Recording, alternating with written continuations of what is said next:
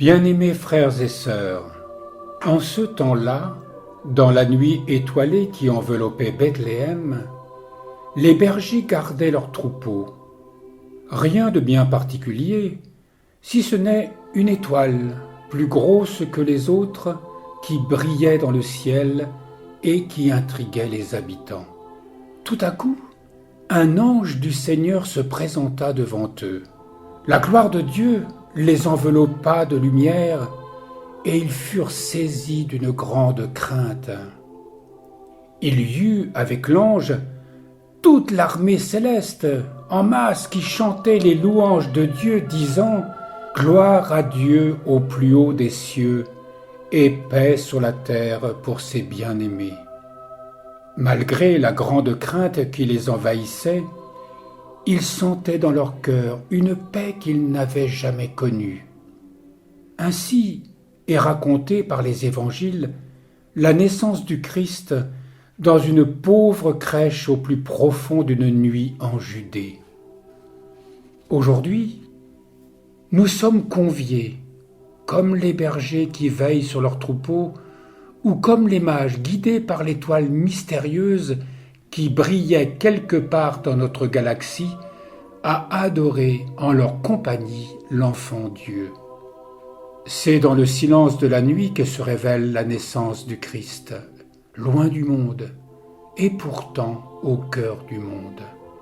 Lorsque nous sommes plongés dans la nuit de l'épreuve et du doute, le Christ vient nous rassurer, nous affermir et nous émerveiller.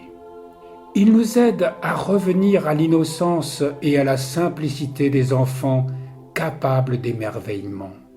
N'a-t-il pas dit que celui qui n'accueille pas le royaume de Dieu à la manière d'un enfant n'y entrera pas? La vie nous fait oublier le cœur d'enfant simple et épris de merveilleux que nous avions tous en nous.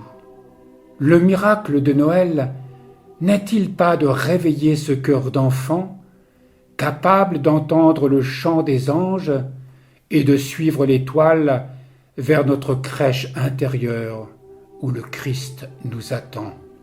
En cette nuit, le temps est suspendu. La folie des hommes semble s'arrêter.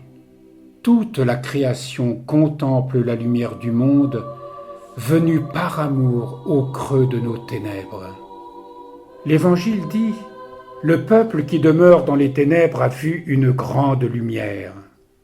Soyons comme les bergers, appelés bien-aimés par les anges, qui, bien qu'assis dans les ténèbres de la nuit, ont vu cette grande lumière dans l'humble grotte de la nativité du Verbe. Cette lumière nous est donnée pour qu'elle soit partagée.